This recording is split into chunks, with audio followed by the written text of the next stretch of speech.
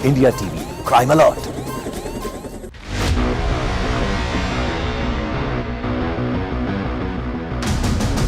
Delhi police की special cell ने 2 terrorist को गिरफ्तार किया है। हमारे साथ बात करने के लिए एडिशनल कमिश्नर प्रमोद कुशवाहा जी हैं, उनसे बात करते हैं। सर, 2 गिरफ्तारियां, किस तरीके का ये गैंग था, किस तरीके का टेरर लिंक इनका था? देखिए, ये नौशाद और जगजीत, ये 2 आदमियों को हमारी टीम ने जहांगीरपुरी के एरिया से अरेस्ट किया 12 जनवरी को।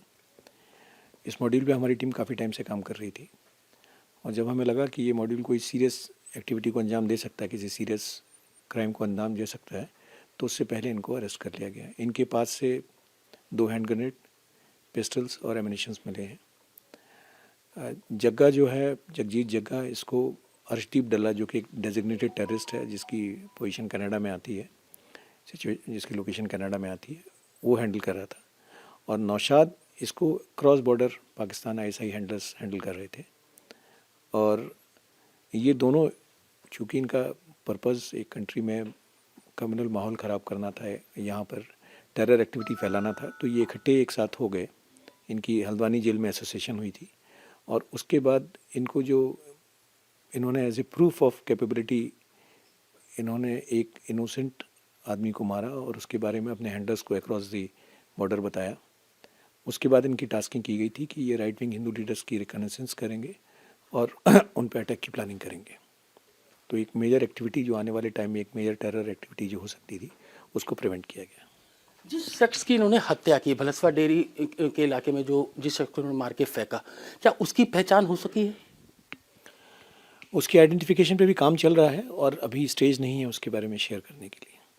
तो एक हिंदू शख्स की इन्होंने हत्या की, तो इसके पीछे इनका क्या एजेंडा था कि जो हिंदू शख्स है उसी की हत्या करनी है? देखिए, इनके जो हैंडलर्स अक्रॉस बैठे हुए हैं, वो डेफिनेटली यही चाहेंगे कि कंट्री का कम्युनल माहौल ख़राब हो, रिलीजियस हार्मोनी ख़राब हो, इसीलिए उसकी हत्या की गई। कई राइट विंग लीडर्स जो है वो भी इनके टारगेट पर थे सर? हाँ, इन्होंने अगला जो इनको टारगेट इनको असाइन किए गए थे, वो राइट विंग लीडर्स को रेकी करके, आइडेंटिफाई करके उनकी रेकी करना और उनके असैसिनेशन की प्लानिंग करना था। बट ये एक इनिशियल स्टेज पे था, जिस स्टेज पे इनको पकड़ लिया गया। सर, रेकी इन्होंने अभी तक कहाँ कहाँ की थी? बहुत सारी चीज़ें अभी इन्वेस्टिगेशन के विषय में वो आपसे शेयर नहीं कर पाएंगे। सर, नौशाद का पहले क्या क्रिमिनल रिकॉर्ड रहा है, और सबसे अहम बात, जिस शख्स की इन्होंने हत्या की, क्या वो जहांगीरपुरी दंगों में शामिल था? नौशाद पे पहले भी मर्डर के केसेस रहे हैं, 2 मर्डर केसेस में ये कन्विक्ट रहा है और जिन केसेस में ये कन्विक्ट रहा है उसमें इनकी एसोसिएशन कुछ टेररिस्ट एलिमेंट्स के साथ थी, हरकतुल इंसार के टेररिस्ट एलिमेंट्स के साथ थी। ये 2018 में ही जेल से रिलीज़ होकर आया। उसके बाद हल्द्वानी में फिर एक एक्सटॉर्शन के केस में ये बंद हुआ, जहाँ पर इसकी मुलाकात जग्गा से हुई। जगजीत जग्गा पहले भी मर्डर विद रॉबरी के केस में अंदर रह चुका है। जगजीत जग्गा की मुलाकात वहाँ पर बम्बिहा ग्रुप के लोगों से ही हुई और उसने बम्बिहा ग्रुप के थ्रू अर्शदीप डल्ला को कांटेक्ट कर लिया, जो उसको हैंडल कर रहा था। नौशाद, जैसा कि इसका मैंने बताया कि इसके एसोसिएशन कुछ टेररिस्ट एलिमेंट्स के साथ था, उसके चलते इसकी जो एसोसिएशन पाकिस्तान बेस्ड हैंडलर से होगी, जो उसको कंट्रोल कर रहे थे। आने के बाद इन्होंने, जब ये जेल से छूट के आए, तो नेचुरली एक मॉड्यूल सेम माइंडेड हैंडलर्स थे, उन्होंने उनको बिठा दिया और ये अपनी एक्टिविटी को अंजाम देने वाले थे।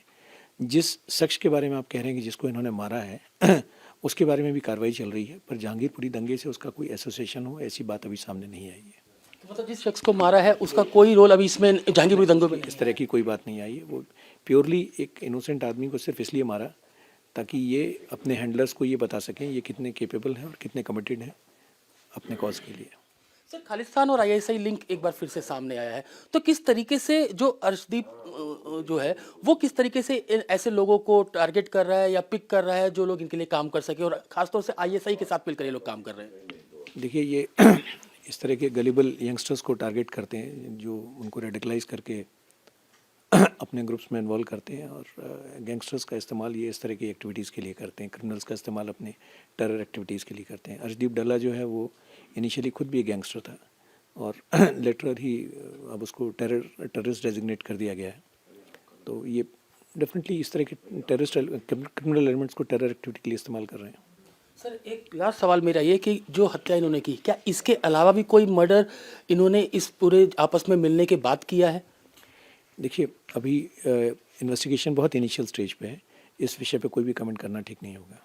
जिस बॉडी के इन्होंने टुकड़े किए, जिसकी इन्होंने हत्या की, उसके टुकड़े किए, कितने पार्ट्स में ये टुकड़े किए गए थे और क्या सभी पार्ट्स रिकवर कर लिए गए हैं? अभी उस बारे में भी इन्वेस्टिगेशन चल रही है, तो अभी ये कहना कितने पाक टुकड़े किए थे, कितने रिकवर हुए, वो प्रीमेच्योर होगा। प्रमोद कुशवाहा हैं एडिशनल कमिश्नर स्पेशल सेल, जिनका कहना है कि जो दोनों आतंकवादी उनकी गिरफ्तारी की गई है, जांच पड़ताल लगातार की जा रही है, पूछताछ की जा रही है। 14 दिन के रिमांड दोनों जो टेररिस्ट है उनका लिया गया था और लगातार उनसे पूछताछ की जा रही है। कैमरामैन अमित सिन्हा के साथ अतुल भाटिया, इंडिया टीवी, दिल्ली। जुर्म कितना भी संगीन क्यों ना हो, अपराधी कितना भी शातिर क्यों ना हो,